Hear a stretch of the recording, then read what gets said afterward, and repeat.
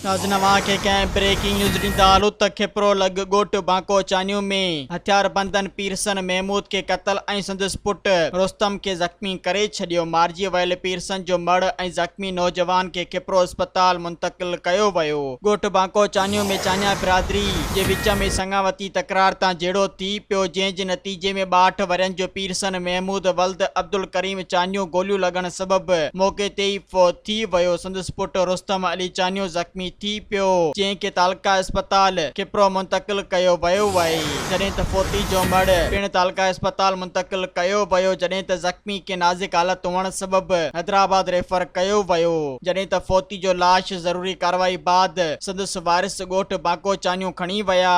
जॾहिं त इन वाक़े जो पुलिस खे इत्तला मिलण खां पोइ पुलिस वाक़े वारे हंधि रवानी, जॾहिं त का बि गिरफ़्तारी अमल में न आई आहे। मज़ीद ख़बरनि ऐं तफ़सीलात लाइ विज़िट कयो असांजी वेबसाइट www.awamiNewsHD.com ऐं ॾिसंदा रहो अवामी न्यूज़ HD।